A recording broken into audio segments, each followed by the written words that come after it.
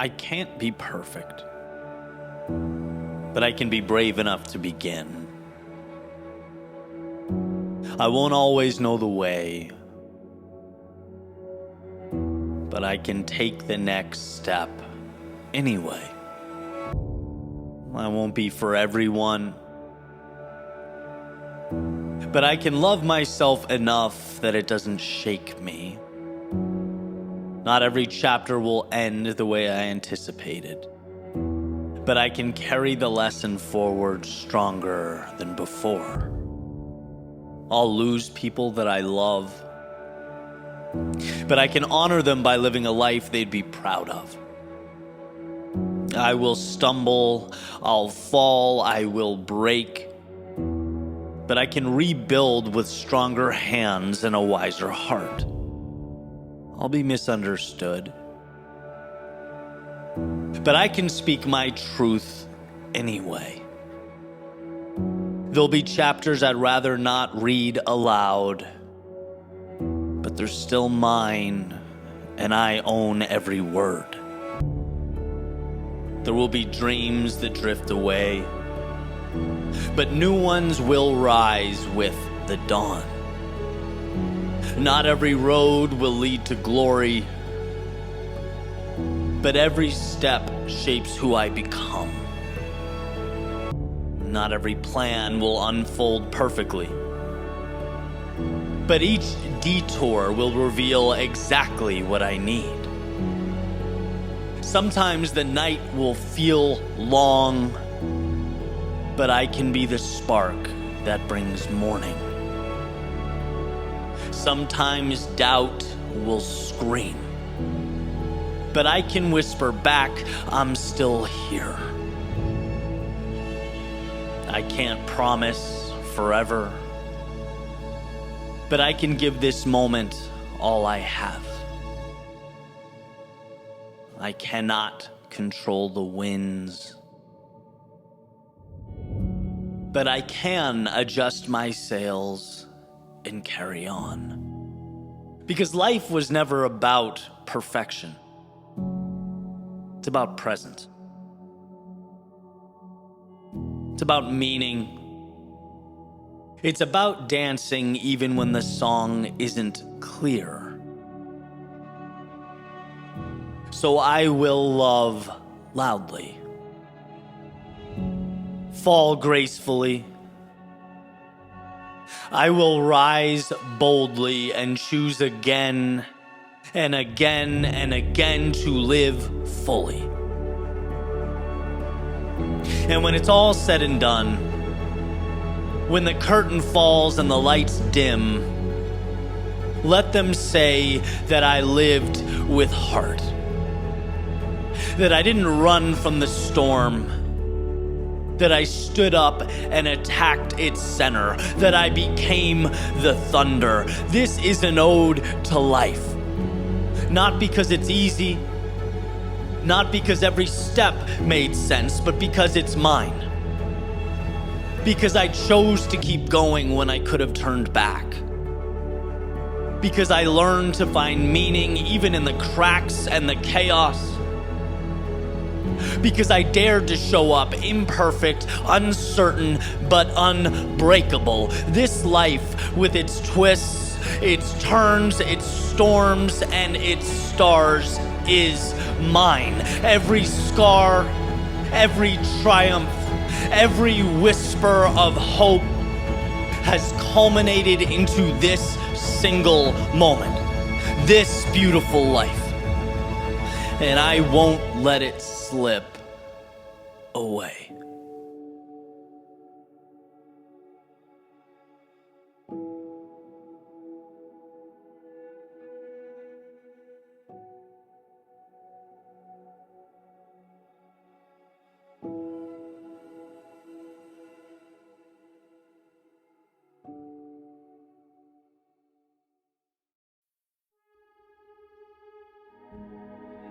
I can't be sorry. See, I used to carry guilt like armor, apologizing for the way I grew, the things I outgrew. for the people who left when I stopped dimming my light. I can't be sorry anymore. I can't be sorry for those I lost along the way. Not because I didn't care, I did. But because I finally started caring about myself.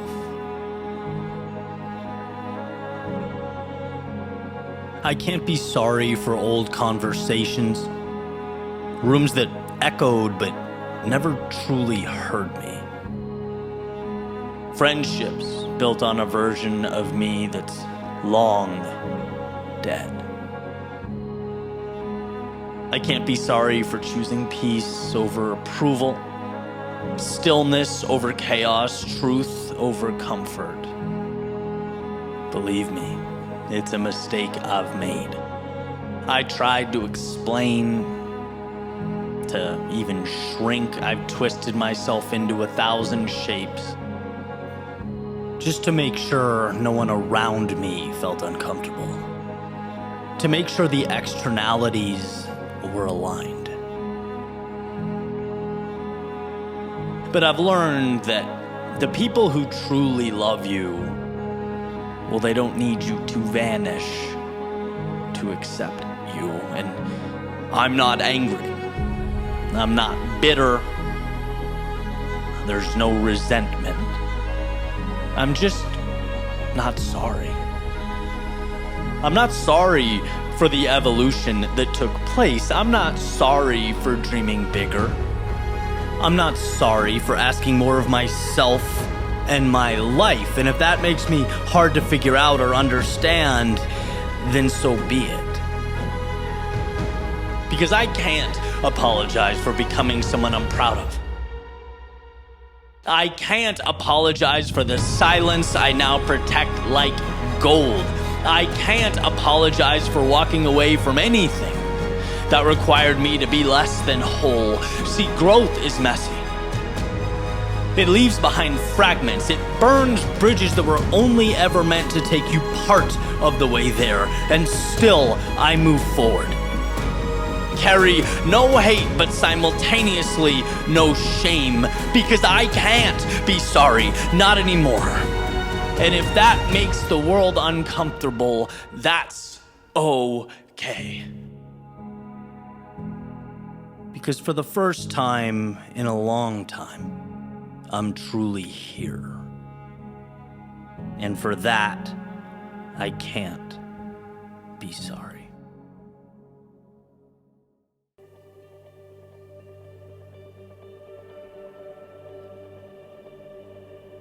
Sometimes, life is exactly what we want it to be. Things feel like they're happening. Momentum seems to open every door. Opportunity waits around each corner with open arms. Man, those times are great.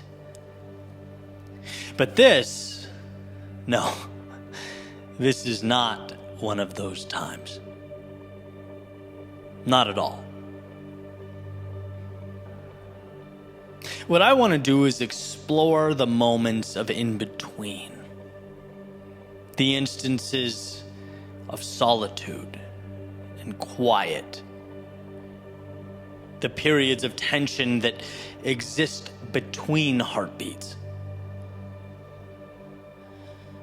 Because in those silent deserts, we don't just endure. We discover something truly profound. Me? I've spent plenty of time wandering through the deserts of life. I can even make the argument, both literally and metaphorically, that it's where I find myself now. Where the great unknown pleads with you to trust it, whispering confirmation that it will lead you to answers, so long as you lock your eyes on the horizon and keep your feet moving. But just like the sand acts as a blanket covering everything below, the rocks, the plants, the cacti, you are leaving only the shape of who you once were. An outline, a reference point, trading the certainty of what's known for the danger, the uncertainty, the risk of a world undiscovered. See, out here amidst the deserts of life, through the mirage of safety, you discover that the thing you need most, well, it's never complicated. This reminder is both profound and simple. It pulls you in and demands that you remember. That you remember you have everything you need to emerge from this chaos. And should you choose to push through, you will be better for it. Over and over and over again, the deserts of life make me into the man I am supposed to be. Not because they reveal the world to me, but because they reveal me to myself. They remind me of the world within, the internal strength, the resolve. Perhaps not to know, but certainly to move forward when I don't. It is through the deserts of life that you find your oasis. It is the very nothing you wander through now that becomes everything. And so maybe, just maybe, this is the reminder you need. Maybe life feels desolate. Maybe there aren't any answers. Maybe the missing validation invokes fear, and the pressure to return to worlds you left behind grows stronger. Well, let this be life telling you that these aren't skippable moments. That you will, amidst this very trudging through the dunes of nothingness, find yourself again. A deeper, more meaningful, powerful version of yourself. This desert points a mirror back at you for a reason. The adversity is not here to break you. It's here to remind you how strong you've always been. It's here to show you that not only will you endure, but the deserts of life will shape you into the person you were always meant to be.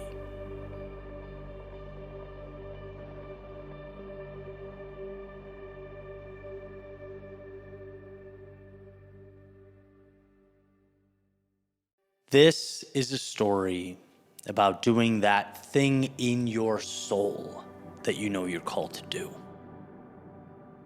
There's a quote by Carl Jung. He says, "You meet your destiny on the road you take to avoid it." And the first time I heard that, I paused. Not because it was poetic, but because just like when anything meaningful hits you, it feels personal, like it was written for me. Describing chapters of my life that I hadn't quite closed. Here's a little pretext, about the way I once looked at the world. I used to think life could be outmaneuvered. That if I planned enough or calculated enough, if I stayed sharp enough, I could avoid the chaos. I could dodge pain. If I planned just right, I'd be able to skip all the hard parts. I used to think discipline and direction meant full control. But in so many contexts, they just bring about delay. Because what I feared never seemed to vanish when I ran from it. It would simply wait. It would follow. And eventually it would reintroduce itself. not necessarily as a punishment, but as a mirror of sorts, calling for reflection. And here's the thing, we don't get to negotiate with the path. We either walk it or get dragged through it, because it always finds us. That's what destiny does. Now, don't mistake that for powerlessness. This doesn't imply that you don't have a say. In fact, you have more control than you can even imagine. The question is not whether the road exists. It does. The choice is in how you choose to meet it. You can lean in with open eyes and steady feet, or you can resist, delay, deny, until life in its relentless wisdom brings you back around. One path is painful, the other still hard, but builds you.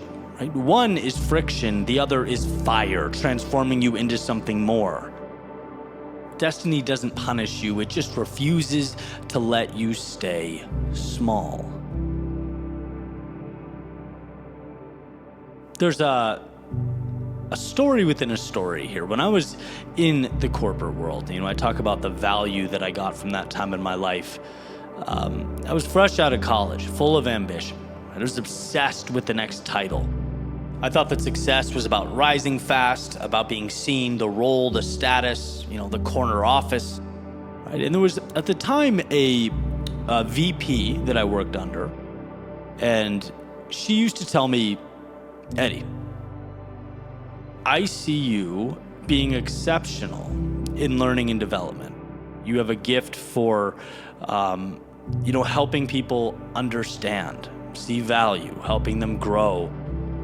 And at the time, I just did not want to hear it. I was so reluctant to agree, dismissed it. Not because I didn't respect her, she was a superstar of a human being, but because I had tunnel vision. Learning and development, that sounded soft, it sounded slow. I wanted to manage, to lead, right? To move widgets and metrics and, oversee a region of the country. Who cares about personal growth? Which, fate got the last laugh there. I ran, at least to the extent that I could, eventually left the industry. And wouldn't you know it, right? Years later, building my own brand, right? Leading a team of amazing people who, we all have the same mission of helping people grow and, make the most of their lives. It's not kind of what she suggested my skill set and value add was. It's exactly that. And I knew it because it felt good when I did it. I enjoyed it.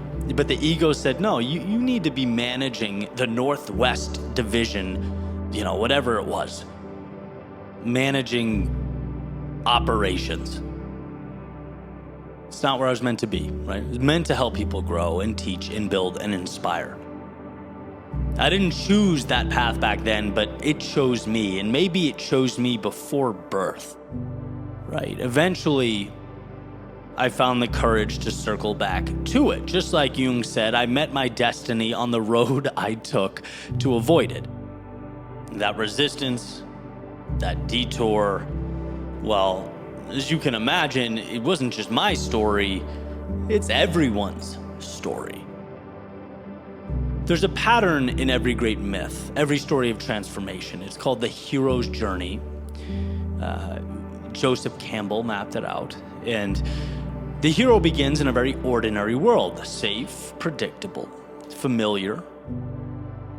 He's incentivized by the things that most people in his world are incentivized by.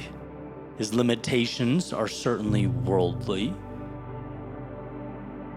Then comes the call to adventure, a challenge, a whisper, a truth that you can't ignore. But what happens next? Well, almost every time the hero refuses the call.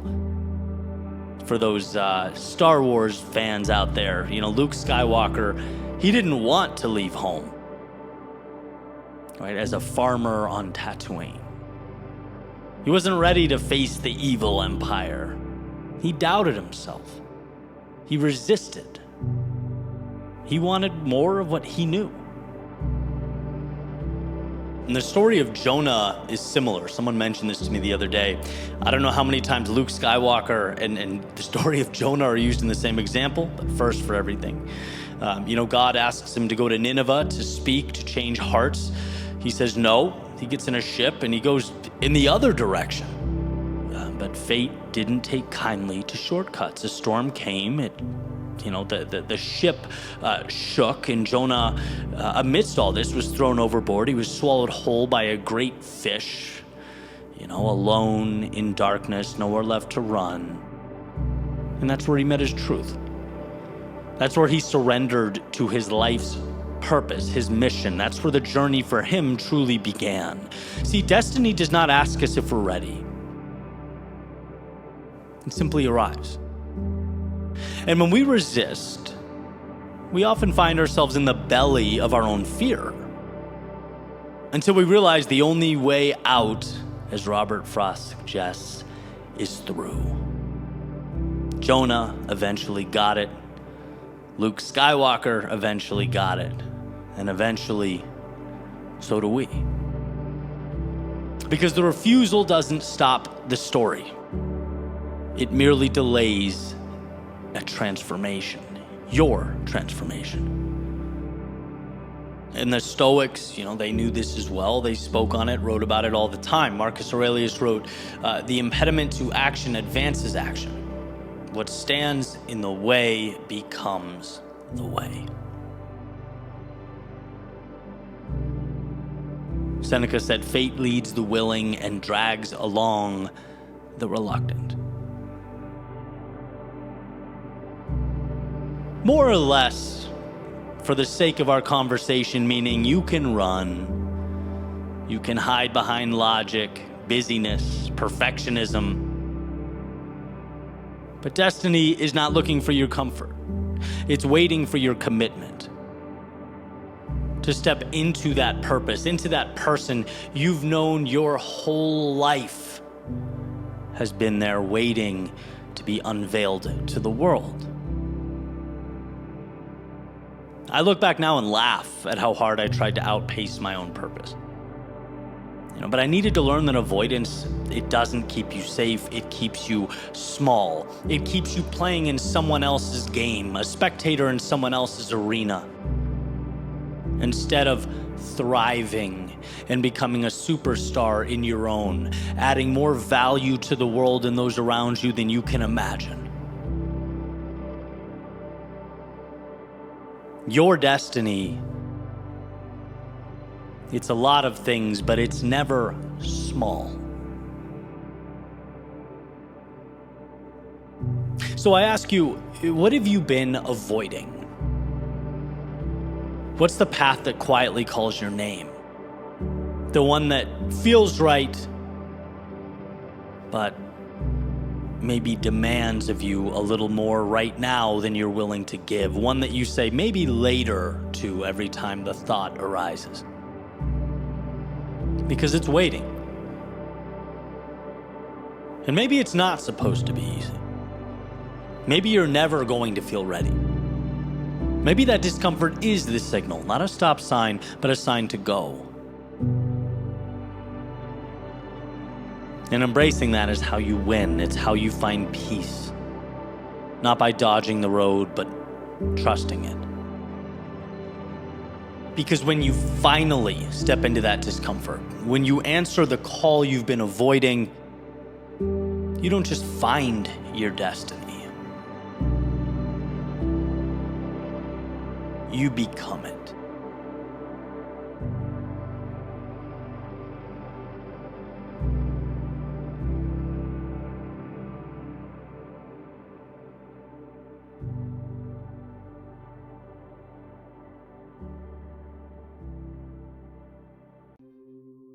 You weren't put here to live in the shadows of life,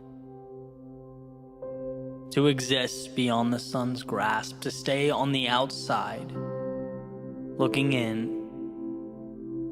No, you weren't put here to live in the shadows of life. It's important to remember the difference between now and forever, the distinction between today and tomorrow, because from time to time they look deceptively similar. Especially when we inevitably find ourselves in the darkest of times. When despite our best efforts, our world is reduced to shadows, void of hope. When tomorrow and today have merged into one endless entity, it always seems to be in these times that we forget that right now is just a moment,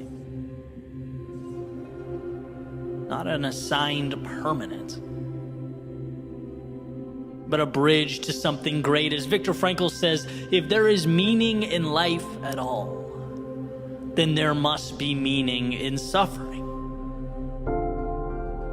We all suffer, we all hurt, we all go through periods of time where we can't see or hear or feel anything beyond the darkness we find ourselves in, but it's there. Darkness cannot be defined without light. It's in the definition. Darkness is a partial or total absence of light. They need each other, darkness and light. The one thing that can bring darkness to its knees is out there, everywhere, all around it. And if there was ever a reason to be hopeful, enthusiastic, if there's ever a reason to believe, it's that a new life is always a light switch away. It's that darkness is as temporary as the day. And the antidote requires only that you believe it to be true. Only that you find the resolve to reach one foot out, to remind yourself of the sun's warmth and the infinite beauty of a world beyond this temporary darkness, because you weren't put here to live in the shadows of life, but to re-emerge like a rocket through the Earth's stratosphere, to swing from star to star like life is a playground and you make the rules. And I think when we look back, we'll be nothing but grateful for those times of darkness. They, in a sense, prepared us for the road ahead by giving us what we need most: perspective, life lessons, a roadmap to follow. Because you don't appreciate the light, the sun, the clear blue skies, the wind on your face, the sound of the waves, the chirping of the birds. No, you don't see the beauty in any of that until, even if for a moment, it is taken away. You don't learn about life's abundance until you come face to face with scarcity.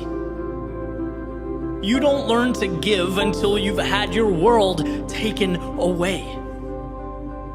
You don't learn to love until you've experienced heartbreak. You don't learn courage until you've been overcome by fear. You don't learn to grow until you've been truly stuck. You don't learn to believe until you've looked in the mirror and doubt peers back. You don't know who you are until you learn what you're not. See, everyone finds themselves having wandered into the dark, sometimes of their own volition, sometimes of fate. But like leaves changing color in the fall, the earth on its journey around the sun, a wave emerging and falling back into that which it came, it is not an end, but a beginning. Life's way of preparing us for what's to come, introducing us to the infinite possibility of tomorrow, because you weren't put here to live in the shadows of life,